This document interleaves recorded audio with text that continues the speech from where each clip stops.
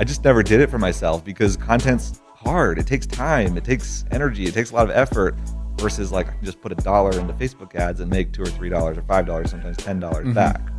You got to create content. You got to do organic media. Like if you don't publish, you don't exist. Wherever you guys are watching this show, I would truly appreciate it if you follow or subscribe. It helps a lot with the algorithm. It helps us get bigger and better guests, and it helps us grow the team. Truly means a lot. Thank you guys for supporting, and here's the episode.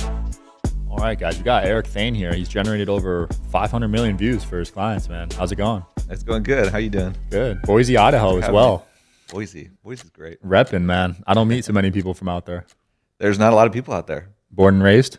No. I've lived there for a couple of years now. I was raised all over the place. So I grew up in Arizona. I was born there. Lived in South Africa for a few years. Wow. Iowa, Ecuador, Utah, kind of all over the place. Damn. I definitely want to hear about South Africa and Ecuador. I'm we'll into get to international stuff. Why'd you choose Boise, though? We just love it. We started going to Boise because, Russell Brunson, ClickFunnels, like we were in the inner circle and started doing stuff with them and flying out there for events. And so after a few events of going out there and realizing like, oh, Boise's actually kind of cool. Like we really like it here. We like the mountains. We like that area. You know, we're kind of based in Utah. So it's similar to Utah, but something a little bit different. So Got it.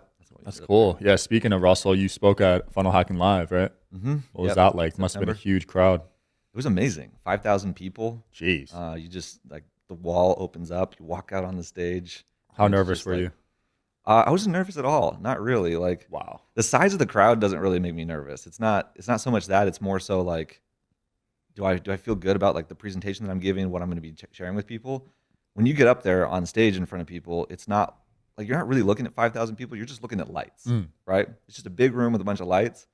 And, I was well prepared. So walked out there, did my thing, and it was fun. Nice. What did you present on? Was it short form content? I was talking about short form content, about reels, about how to grow with reels. But the whole message is not just, here's how to grow with reels, but it's more like, here's how to really develop yourself as a person, as a content creator, and really like seeing yourself as a content creator, where I feel like anybody can do that, where it's not just like a lot of entrepreneurs just use content to drive leads into their business or something like that. But then thinking about, well, what does it actually mean to be a content creator? Right. What is the purpose, and like how does that fit into not just like the business you're in right now, but like your entire life, your mission, your purpose, your cause. Like what are you going to do with that content? What message are you going to put in the world? What kind of impact are you going to make with people from your content? So yeah, I think it's that bigger makes than sense. that. And speaking of content, you grew 100,000 followers super quick with your content. What were those videos that kind of took off? Yeah. So the funny thing is, my business started out completely run on Facebook ads. So if you ever run Facebook ads, right? Like my very first coach was like, here's how to run, how to build a funnel and to run ads and book a call and everything like that. So I built my business entirely on Facebook ads. But everybody always says you got to create content. You got to do organic media. Like if you don't publish, you don't exist. Like you've probably heard that stuff before. Yeah. And so if your whole business is built on Facebook ads and something happens, then like you're gonna go down with it, right? And so for the longest time, I knew that I needed to create content. I had created a lot of content for other people, for bigger brands, hundreds of millions of views. But like, how you can be really good at doing something for somebody else, Yeah. but then like doing it for yourself, it's Been like there. impossible. I just never did it for myself because content's hard. It takes time. It takes energy. It takes a lot of effort. Versus like I can just put $1 into Facebook ads and make $2 or $3 or $5, sometimes $10 back, right? And so I didn't for the longest time. And then what do you know? Mark Zuckerberg came along and messed everything up with Facebook ads. And it was actually Tim Cook, right? It was Apple that put the notifications on people's phones and made that happen. And then what happened is the ad costs went up like crazy, and Facebook lost like $12 billion. Damn. From that whole thing happening. And then, that affected people like us too.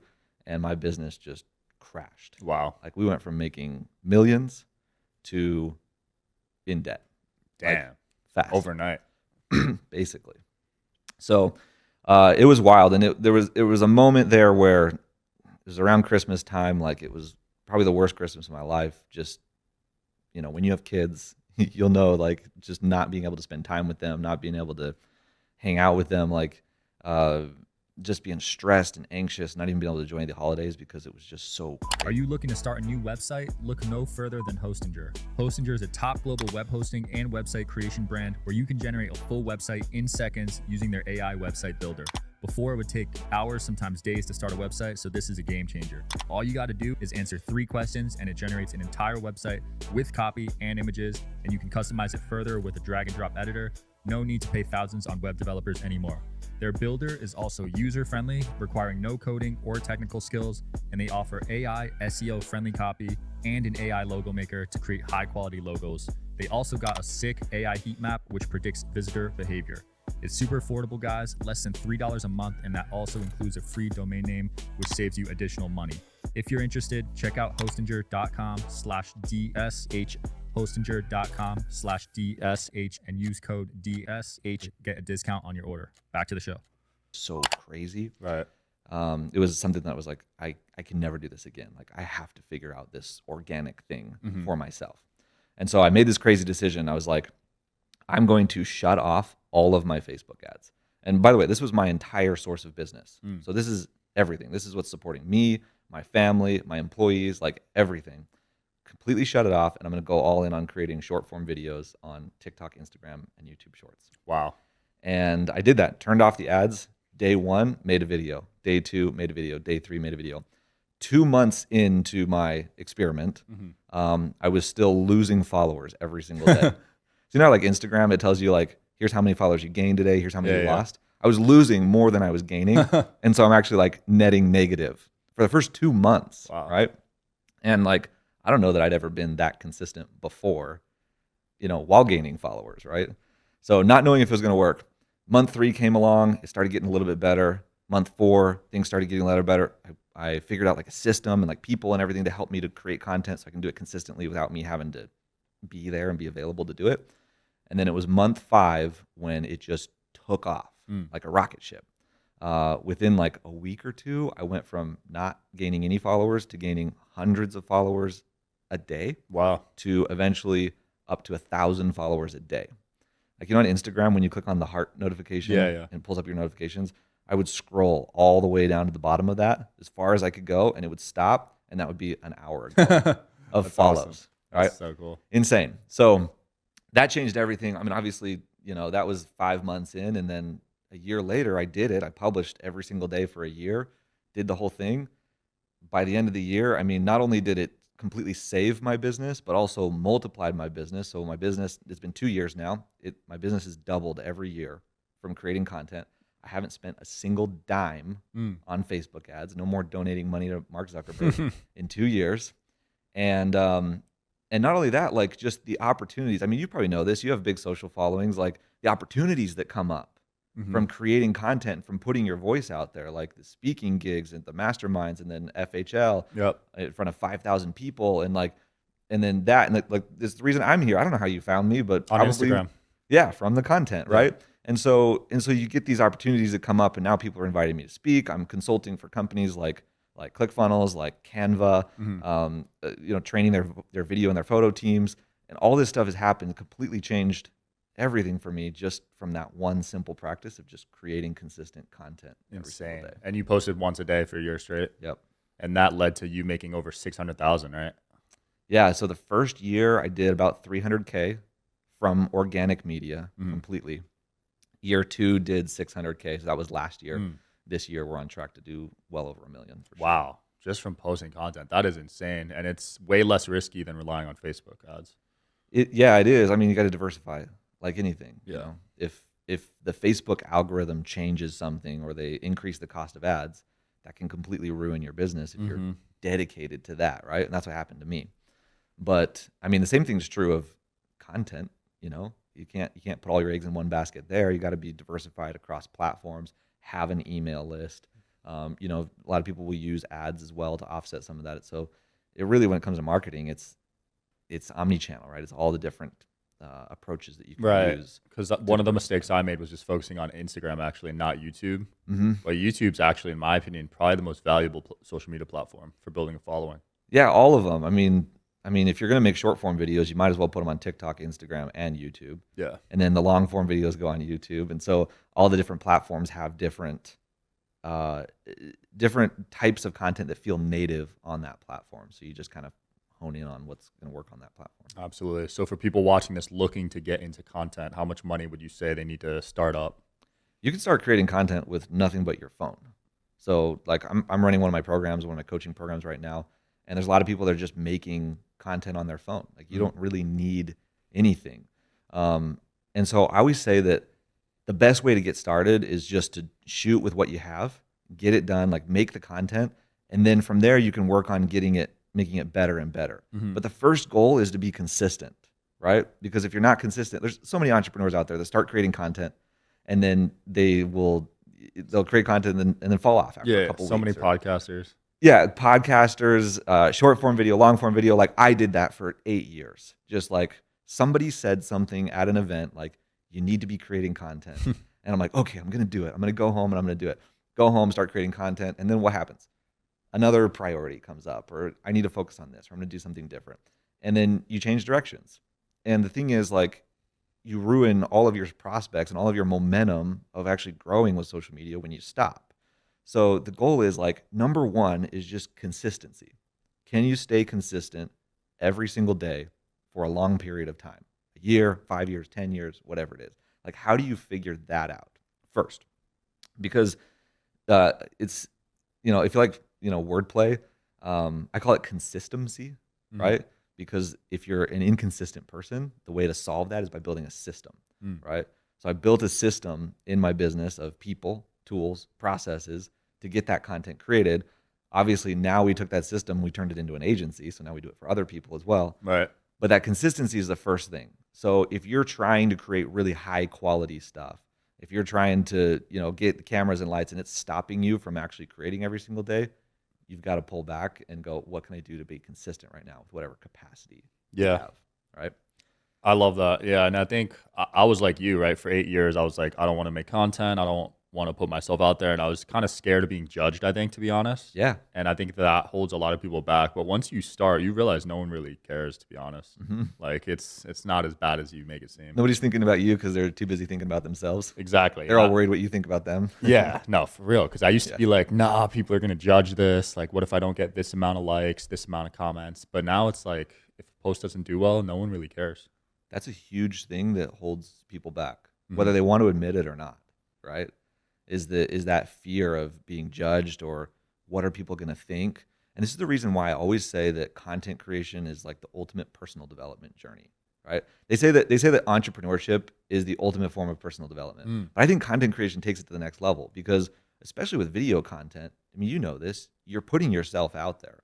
The way that you come across on video, the way that you show up is you, whether you like it or not. Yeah. Like it's really easy with written content to like spend 10 hours on a piece, manufacture it, like make it perfect, really curate the content.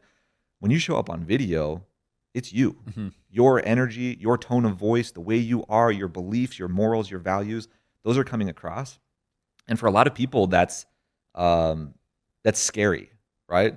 It's like, are people going to find out who I really am? Or are they going to find out maybe that I'm not as successful as I make myself out to be? Right. Or even worse, is anybody even going to care? I think that's the thing that most people are afraid of is if I put a bunch of hours into this video and only 3 people like it, and one of them's my mom, then I mean, that's how everyone starts. how's that going to make me feel? Yeah, right? My first videos got no views and they were cringe and I didn't know how to talk, but you just work through it, Yeah, you just do it. And so I think that like at the end of the day, like that's why I say content creation is a personal development journey.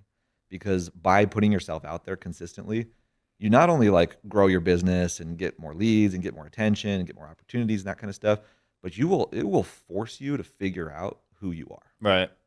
Right? You have to figure that out because to be successful with your content, it's got to come across genuinely, authentically, and for you to figure out like this is the way that I do things rather than copying somebody else's strategy or somebody else did this and I'm going to try that, but just going like this is how I want to do it. That's like the biggest benefit you can gain from creating content consistently. Yeah, copying, I feel like it never works long term. It might work for a bit, copying and leeching off of other styles and views, but you want to make your own lane, in my opinion. Yeah. What I think is funny, Alex Hormozy? Yeah. Like he kind of like in a way pioneered a lot of like what short form video for entrepreneurs is right now, I would say, just because of the style of it. But the funny thing is like Alex took off and like his brand take off, like all his content's amazing and everything. And you see so many people copying what? The fonts, the colors, the, just trying to do things the way he does. Like, oh, it worked for him. Like he was so successful with this. If I just go do those same things, I'll also be successful. How many of them have actually been as successful as Hormozi? None, right? Because he didn't go and copy someone's strategy. He didn't go and say this person's fonts and this person's colors. He went and said, I'm going to do what I feel like doing, what is native to me. His brand and his content is very much him, right? And so he just does it that way. And the thing that I think is interesting about this is that so many people copy the fonts and the colors, but like how many people have actually gone out and made $100 million or actually like done the work in the gym to have huge calves, right? Or done the actual work. Like the reason that Hormozi is who he is because he has the stories, he has the experience, he has the receipts, right? He's got like, he's done the stuff. And, there's a lot of people out there that want to just copy the strategy without actually doing the hard work beneath. The 10, 20 years of hard work. Yeah. Are you interested in coming on the Digital Social Hour podcast as a guest? Well, click the application link below in the description of this video. We are always looking for cool stories, cool entrepreneurs to talk to about business and life. Click the application link below, and here's the episode, guys. There's something I say in my book is like, it's not so much about the content that you're creating as it is about who you're becoming, right? That people are interested in. Yeah. That's what fascinates people, is to see your journey. The reason why Alex Hormozi is credible as an authority is because he actually is credible. He's actually done the stuff. And people are like, if you use this font, it'll make you look more credible. Like, for real, I used to see those on Facebook all the time. And that's so true, because we were talking earlier about how my podcast failed 5 years ago. No one knew me. I had no credibility, no business experience, and I had nothing to give in terms of value. You know what I mean? I was a teenager in college, just getting drunk on the weekends. But you need to build that brand almost, and then start doing content, in my opinion. Totally, 100%. Do you think your filmmaking background helped you a lot with this content stuff? Absolutely. I mean, I've been making videos since I was a little kid. So it's always been in my DNA to be creative, to make videos. I don't think that should hold somebody back. Like, my content there's a big emphasis on the video creation aspect of it. It's what I'm passionate about. But for other people, like if you're just talking about entrepreneurship or whatever, shoot something on your phone, like it's okay. But I made videos for a long time and then did it professionally and built the agency and then worked with people to create content for them. So we made a ton of viral videos years ago for brands, for musicians, like helped them grow. Like we had people on like Billboard charts. We had like all sorts of stuff happen, like help companies drive tons of revenue using content. And so naturally, for whatever reason, I couldn't figure out how to do it for myself. It was just like, couldn't find the time or whatever. When I finally committed to it and said, I'm going to do this, I've done this for all these other people, why don't I do it for myself? That was obviously when it started taking off. And yes, I had an advantage because I know how to make videos. Yeah. But it's also not that hard to get like a simple team together, hire a contract videographer, a part-time editor, and a social media VA. Like anybody can get this going like pretty quickly. It's not too bad. Yeah. In terms of podcasting, I don't know about the style of clips you're doing, but with podcasts, it's very, very simple, honestly. Well, you shoot a podcast and then you take the audio and you put it on the podcast and the video goes on YouTube and then the clips go on shorts, right? Yeah. So it's pretty straightforward, the process there. Yeah. In terms of your most viewed clips, because I know you've generated, 500 million views, is there any consistent themes you notice or styles from the clips? Like things that made them go viral. Yeah. I would say that one of the biggest things to make videos go viral, or I wouldn't say make them go viral, because like, it's hard to make things go viral. You can put all the ingredients in place, you can put all the pieces there to give it the possibility, but at the end of the day, like you're still kind of at the mercy of like it just resonating with people or for whatever reason. Sometimes it's random, sometimes it's lucky. But I would say that the biggest thing that makes something go viral is relatability. Because people kind of, when it comes to virality, you'll see a lot of people will say like, you could do this to make a viral video. And what they're talking about is a video that got a lot of views. A video that gets a lot of views is not necessarily a viral video. Okay, what does viral mean? Viral means that people are sharing it. Right. So one person shares it with 10 people, those 10 people share it with 10 people, those 100 people share it with 100 people. Like that's viral. Okay. So the key to making a video go viral is not so much in the algorithm. People get too hung up on like, what does the algorithm want or what works with the algorithm? And it's more human than that. It's not what the robot's going to do. It's what is my audience going to do with this information? So how can I create something that people are going to want to share? That's the goal, Right. right? Because if I can get them to share it, it doesn't matter like what the algorithm does. It will get a lot of views. In fact, the goal of the algorithm is not to get your videos lots of views. You know that, right? The goal of the algorithm is actually to limit the amount of views you get. The whole purpose of the algorithm is to make sure that everybody gets a chance on the platform. They've got to limit the number of views you get so that somebody else can get views too, and so that somebody else can have them. And will they reward good content? Yes. Because Instagram, for example, they want the best content to be shown on their platform. And so they will reward that with more views than they would otherwise. But it really is like, it's a limiting thing. Now, if you create something that people want to share right out the gate, it doesn't matter what the algorithm does. If people are sharing it with their friends, if they're emailing it to them, they're posting on a different social media platform, if they're printing out a screenshot and faxing it to people on the other side of the world, the algorithm can do nothing to stop that from happening. Right. And so you kind of, by creating shareable content, you're now actually removing this limitation of the algorithm and creating stuff that can actually go viral beyond just social media viral, right? Yeah. Like worldwide viral. That's a different story. Absolutely. And I think topics that spark debate also help. I'm pretty sure Yeah. the comments, I don't know how big of a role they play in the algorithm, but I notice like my clips that get a ton of comments tend to get a lot of views too. Yeah. And I just had like this guy, Nick Dace, come on. Dude, it got 20,000 comments. He said like USA would win the World Cup coming up. And I think just sparking that debate of USA versus every other country, so many people are commenting pissed off from like other countries. Yeah, the algorithm loves that. All the comments, the engagement. There's Yeah. probably people sharing it. I mean, look at how many shares that video has. I Right. don't know, but probably a lot. Probably a ton, yeah. Yeah, people going, this guy's crazy. Like, look at this. Like, wanting to share their own experience, wanting to share, increase their own status. Yeah. Status is another big one that creates viral content. If you can, this is actually a really cool hack for making something go viral or get a lot of shares, is if you can say what your audience wants to say or wants their audience to know without them having to say it. Meaning like you think about who your audience is and then go 2 levels deep. Who's their audience? What do they want to tell them? But they can't just come out and say it because it would be too blunt. So like, for example, for me, for a long time, my audience was filmmakers. And I know that the filmmakers who are on social media content, their audience is their clients, or that's who they're trying to reach.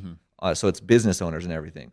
And so I'm like, what do these filmmakers, I'm trying to reach the filmmakers. So what do these filmmakers want their clients to know? They want them to know that it's worth paying more for video work to get a really high quality stuff. It's like stuff like that gives them status.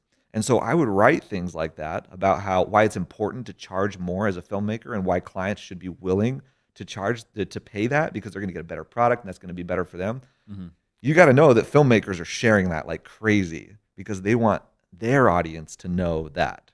So it's kind of a hack for like getting a lot of shares is just going those 2 layers deep and understanding who's the audience of my audience and what will they want to share with them. You're out here playing chess, man. Love that. I want to go back to where we started with South Africa. Let's do it. 2 years you spent there? 3 years. What was the reasoning? My dad worked for John Deere Okay. from the day he graduated college till he retired. So 35 years at John Deere. And they have a sister company out there, Bell, that makes dump trucks. And so he was working for them for 3 years. I was 10 years old, so from 10 to 13, lived in Johannesburg. Interesting. Did you like it? Loved it. It's on my list. I heard everyone I know that's been there said it's beautiful.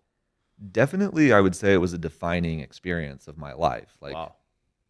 being that young, like not so young that I don't remember any of it, but not so old that I've already kind of developed worldviews and stuff. That really like set me up for understanding from a young age, like how the world is different in other parts of the world. Like South Africa is a totally different ball game. Right. Like it's different there. Like the racism and the apartheid and like all that stuff is still very recent for that country. Mm. And it's sad seeing some of the effects of that, but like going there and seeing that and like working with people and everything was, you know, as a 10-year-old, 11-year-old, 12-year-old, like really kind of set in stone some beliefs, I think, for me, and just worldviews that have kind of carried with me throughout my life. Yeah, you learn a lot from traveling and living in other places of the world, sure. man. And you were there with your whole family, right? So 7 siblings. Yeah, 2 of them I think were actually in college already, Okay. so there were a handful of us. That is so many, man. So I'm an only child. I'm just curious what it's like growing up with that many siblings. Yeah.